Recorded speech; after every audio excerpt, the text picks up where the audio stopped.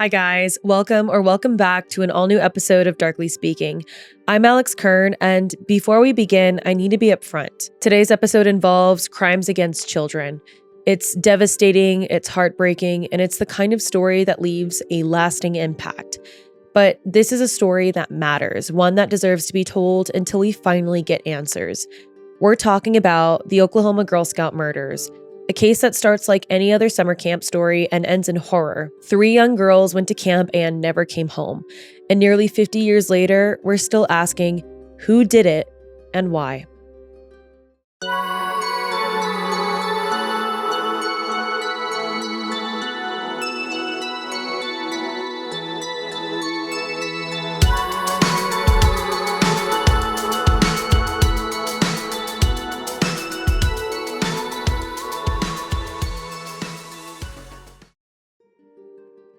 It was June of 1977 in Mays County, Oklahoma.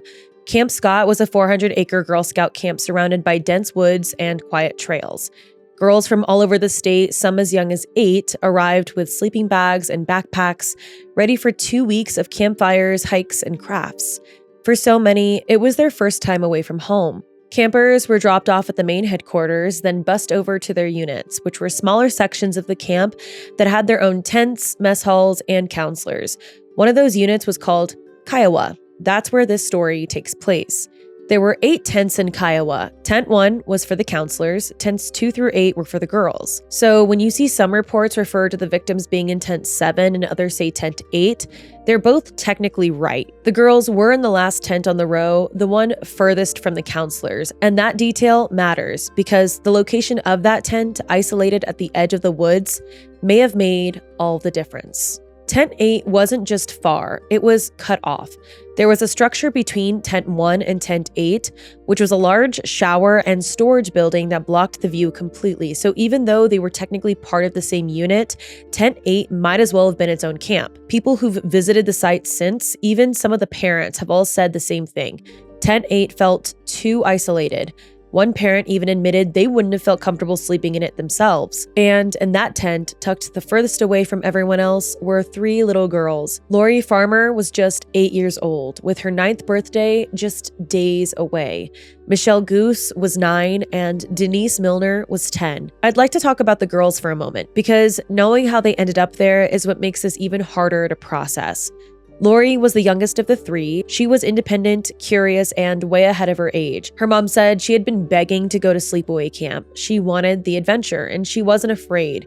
She wanted to be like the older girls, and I think a lot of us can relate to that feeling, wanting to grow up fast and wanting to prove that we could handle it. Her mom wasn't so sure at first. Lori was only 8, but she kept asking, and eventually her mom gave in. That summer, Lori had 2 camp options, Camp Scott or another through the Y. Her mom made the final decision and she chose Camp Scott. And for the rest of her life, she would carry the weight of that choice. Denise, on the other hand, was the kind of kid who usually wanted to stay close to home.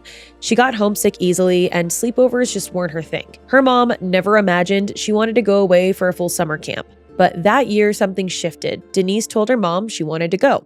All of her friends were going and she didn't want to be the only one left behind. Her mom didn't believe it at first. They went back and forth about it for weeks. Denise insisted she was ready. But the day before camp, she panicked. She told her mom she changed her mind and she didn't want to go anymore. She was scared and she didn't know anyone. After all the begging and convincing, she thought Denise was just getting cold feet. She made a deal with her. Go for one night, and if you still want to come home after that, I'll come and get you. Denise got out of the car. She boarded the bus to camp.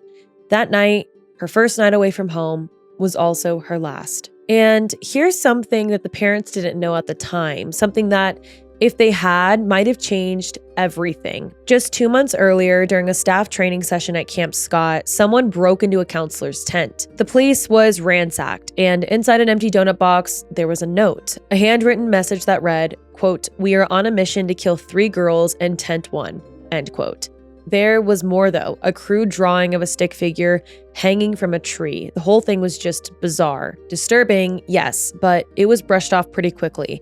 Part of the note included references to Martians and aliens, so it got written off as the work of someone unstable, some random crank. Still, whether it was a real threat or not, the fact that someone had broken into a tent, left a message like that, and walked away without being caught, That should have been a bigger deal, especially when you're talking about sending little kids into the woods for 2 weeks with no cameras, no security, and no real way to monitor who's out there. And this wasn't a group of teenagers. These were little girls, 8, 9, 10 years old, completely vulnerable. And when you look back at that note, the fact that it mentioned 3 girls and tent 1, it makes you wonder because whoever wrote it didn't work at that camp. They wouldn't have known which tent was which.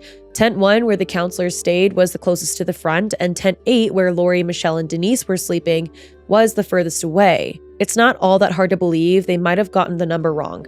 By the time camp opened, that note had been forgotten. Now, once the girls arrived, there were actually 4 of them assigned to tent 8. A 4th camper named Angela had been placed there after learning that there wasn't room in the tent with the troop she originally came with. Angela later said she spent the evening getting to know the other girls. They sat around the fire, talked, and she even unpacked her things in tent 8. But just as she was settling in, a counselor came over. They told Angela a spot had opened up in her original tent, and if she wanted to move, she could.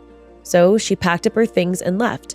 Angela has reflected on it many times over the years, and even now she says she can't stop thinking about it. Why was she the one who got to leave that tent? Later that night, the girls from tent 8 went to the latrine together. Angela recalled that one of them needed to use the bathroom, so they all got up and went as a group. But while they were walking through the dark, they noticed flashlights in the woods. 3 of them. As soon as they screamed, the lights went dark. Whoever it was completely vanished. They ran back to their tent and tried to settle back in, but something about that moment stuck. Someone had been out there watching. Then the weather turned. A storm rolled in and the counselors told everyone to stay put. It was during that time that the girls wrote letters home. Those letters would later be found in their belongings, painfully ordinary notes that became haunting after the fact. Denise's letter was especially hard to read. In it, she told her mom she'd made a mistake, that she didn't want to stay, that she wanted to come home. After that, what happened can only be filled in through fragments, witness statements, flashlights in the woods, sounds in the night. One counselor remembered seeing a dim light near the tree line. She knew no one should have been out there, so she shined her flashlight toward it, and immediately, the dim light disappeared. She turned off her light and waited. After a few moments, the dim light returned, slowly moving in the direction of Kiowa. Later that night, another counselor woke up to a strange sound. It was deep and guttural, almost like a growl, but not quite. Not human, but not an animal either. Just wrong. She woke up the other counselor in her tent and asked if she'd heard it too, but the other girl was just too out of it to register. So she stepped outside alone.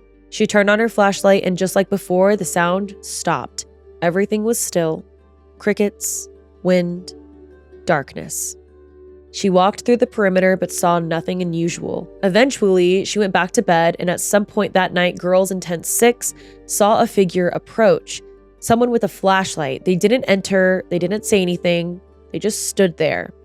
Then they turned and walked away. And they didn't know it then, but that light was moving toward tent 8. The next morning, the counselor who'd been up the night before was the first one awake. She wanted to shower before the campers got up, so she grabbed her towel and shower bag and stepped outside, still half asleep, still processing the night. As she walked up the path, something caught her eye just off the side, a sleeping bag. Her first thought was maybe it was extra gear, something left behind when the buses dropped off luggage. But it was in a strange place, out in the open and alone. So she walked closer, and as she got to it, she realized this wasn't luggage. The sleeping bag was full, and inside was the body of a small child. She ran for help, and within minutes, camp staff and counselors surrounded the area. A quick head count made everything horrifyingly clear. 2 other girls were missing from tent 8. They searched, and not far away, they found 2 more sleeping bags, both holding small bodies. The girls were Lori, Michelle, and Denise, and they were all dead. Law enforcement swarmed the camp. Crime scene tape was strung up across the trees. Investigators quickly pieced together a rough picture of what had happened. Someone had come into tent 8 during the night, likely through the back. Lori and Michelle were killed inside the tent. Denise was taken, either dragged or carried into the woods and murdered there. Her hands had been tied behind her back with duct tape and rope. A gag had been sewn into a bandana and placed in her mouth. Afterward, the killer had moved the girls' bodies around 100 yards away from the tent and left them there. We know that this happened sometime after 11 p.m. and before early morning because it rained that night, and by the time the sleeping bags were found, they were completely dry, meaning the bodies had been moved after the rain stopped. Denise was the last to die. Lori and Michelle were already cold and in rigor mortis when they were found. Denise's body, however, was still warm. After the murders, the killer came back. Inside the tent, someone tried to clean up. Blood was wiped with mattress covers and towels. Then those bloody items were stuffed into the same sleeping bags used to transport the girls' bodies. All 3 girls showed signs of sexual assault, and semen was recovered from Denise and Michelle. No samples were taken from Lori, but one investigator said that based on the condition of her clothing, it was likely she'd been assaulted too. Each girl had suffered violent, extensive trauma, beatings, strangulation, and mutilation. It was vicious. As the investigation unfolded, camp employees quietly started evacuating the other children. Angela, the girl originally assigned to Tent 8, said the counselors told them the water system had issues and they were going home early. None of the campers were told the truth. Not then. They were rushed to the buses, sent back to Tulsa headquarters. One by one, children were called off by name to meet their parents. Angela remembered dropping something under her seat, so she missed her name being called the first couple of times. When she finally stepped off the bus, she saw her mom on her knees crying. Angela still didn't know what had happened. The parents, meanwhile, had already heard. News spread quickly, but the camp didn't provide answers, and what little they did say was very vague. There had been an accident. That's all. According to several families, the first calls the camp made weren't to the parents, they were to lawyers and insurance. Lori, Michelle, and Denise's families were left to find out on their own, either through rumors, news reports, or short, cold phone calls that didn't come until later. Denise's mother remembered something that still haunts her. The day she dropped Denise off, her youngest daughter, Kathy, just 5 years old, started asking questions. Out of nowhere, she wanted to know what happened when people die. Her mom gave her a simple answer. People die, new people are born, the world keeps turning. But Kathy wasn't done. She asked, what if everyone dies? What if they all die tomorrow? Her mom brushed it off as weird kid logic. The next day, her oldest daughter was dead. Back at the coroner's office, investigators described the scene with disbelief. The injuries were so extreme. And Lori, she looked like she was just sleeping. Her face was untouched, like she might open her eyes at any second. They performed the autopsies one by one, and the investigators kept hoping maybe one of them hadn't been sexually assaulted. But those hopes were quickly shattered. At the crime scene, they recovered rope, duct tape, a red flashlight, and a crowbar near the bodies.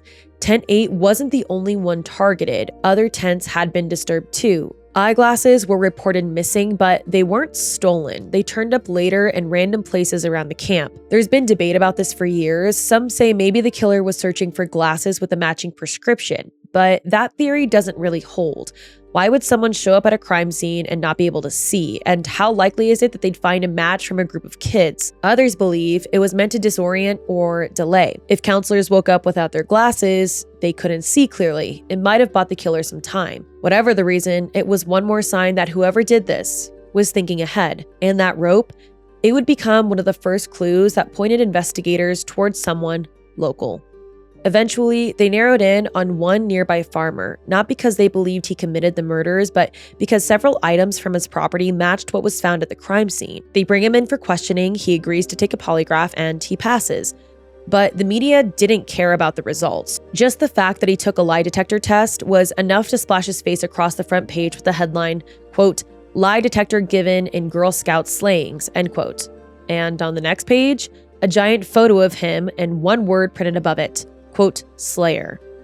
From that point on, his life unraveled. He got harassed, threatened, and the pressure got so bad that he had to be hospitalized. And again, this was someone who ended up being completely ruled out. Police actually believed his story, that he'd been robbed, that the items used in the murders had been stolen from him before the killings ever even took place. It's a sickening reminder of how fast misinformation spreads and how brutal the media can be when they think they found a villain. Then or now. As the days passed and leads dried up, investigators started reaching. They brought in search dogs that were supposedly psychic. The man who trained them said they'd solve the case in 48 hours. That obviously didn't happen. They even consulted Native American rituals in hopes of getting spiritual guidance. And that's when Gene Leroy Hart's name came up.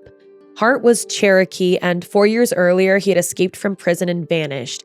He grew up about a mile from Camp Scott, so the proximity alone definitely raised eyebrows. But it wasn't just that. Hart had a record, and a terrifying one. In 1966, he kidnapped 2 pregnant women, blindfolded them, tied them with nylon rope and duct tape, and raped them.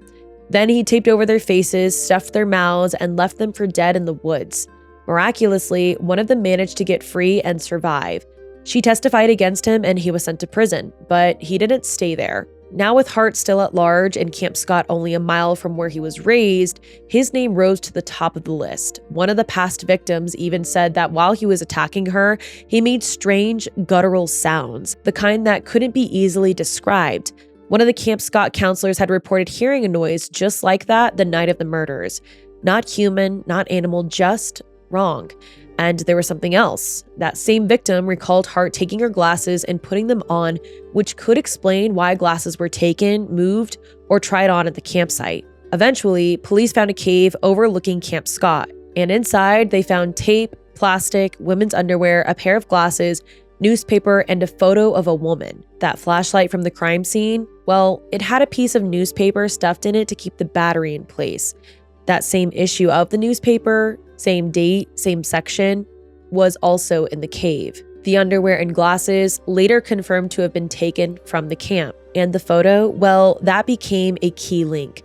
Investigators ran a nationwide ad asking, who is this woman? How did her picture end up in a cave in the Oklahoma woods? Eventually, they traced it back to a wedding photographer who'd used a prison inmate to help develop the photos. The inmate's name? Well, you guessed it, Gene Hart. At that point, a full-scale manhunt was underway. When Hart was finally arrested, the first officer who questioned him said point blank, "You did it, didn't you?" Hart replied, "You'll never pin it on me." And then came the circus of the trial. When Gene Hart was arrested, he was found in a small cabin. And inside that cabin, investigators found a corncob pipe and a mirror, both of which they said had ties to the Camp Scott crime scene. Between that, the cave evidence, and the fact that he'd been on the run for years, they were convinced this was their guy. But the trial that followed was complete and utter chaos. Public opinion was split. Some people were convinced of his guilt, while others were sure that he was being framed. And to be honest, I kind of get both sides, but the things that make him look guilty are pretty compelling. He had a history of violent sexual assaults, and one of the past victims described the same kind of strange noises that were heard the night of the murders. And the cave was full of items stolen from the camp. I mean, that is pretty damning. But the defense came in swinging. They argued that every item tying Gene Hart to the murders was planted, that the evidence in the cave and the pipe and the mirror in the cabin weren't just discovered, they were completely staged. They even had a jailer testify that the now infamous photo of the woman, the one supposedly linking Hart to the cave, had actually been in the sheriff's desk drawer before it was ever quote-unquote found in the woods. There was a partial fingerprint on the flashlight that didn't match Hart, and there was a bloody shoe print inside the tent size 9.5. Hart wore an 11.5, so not exactly a close fit. And there's also one more thing, a big one. The defense argued that Hart couldn't have been the source of the semen found at the crime scene or on the victims because he had a vasectomy, and that was enough. After weeks of testimony and mounting tension, the jury returned a verdict, not guilty. Hart was still sent back to prison to finish his original sentence, the one for the kidnapping and the rape charges, and not long after, he died of a heart attack while lifting weights. But there's one last detail, and it's a big one. After his death, an autopsy revealed that his vasectomy hadn't taken, meaning it was absolutely possible, even likely, that he could have left semen behind. And if that doesn't twist your stomach, I don't know what will. Back in 2008, investigators tried again. They sent off the semen recovered from the crime scene for DNA testing, hoping the newer technology might finally give them some answers. But unfortunately, it didn't, and the sample was too degraded to pull a usable profile. What did come back, though, raised even more questions. On the same pillowcase where they'd found Hart's DNA, there was a partial female DNA profile. They were able to rule out 2 of the 3 girls as the source, but when it came to the 3rd, the results were inconclusive. A lot of people assumed it must have just come from her, one of the victims, and maybe that's true, but not everyone's so sure. There's a quote from Lori's mother, Sherry Farmer, in an article I came across, and it stuck with me. She said, quote, "I've always felt in my gut that there was a girl present." So when I saw the DNA results, that was a concern with me. Lori was eventually excluded from the DNA match, and so was one of the other girls, I was told. But they couldn't exclude all 3 girls. Given the DNA results, you have to wonder if there wasn't also a female who took part in the murders. End quote. It's something I keep coming back to because when you look at how brutal and bizarre this case is, it forces you to consider possibilities that wouldn't normally cross your mind. And this is one of them. Still, the story doesn't end there because in late 2017, it was announced that the DNA would be resubmitted for new testing. Thanks to major breakthroughs in forensic science over the past decade, they were hoping this time would be different. And here's where we are now, just waiting for technology to catch up with the past, waiting for science to finally say yes or no. Was Gene Leroy Hart the man who murdered Lori, Michelle, and Denise? Or was it someone else entirely? One day the results will come, and when they do, this case might finally get the closure it's been denied for almost 50 years. Until then, we remember them, we ask questions, and we don't let the story disappear.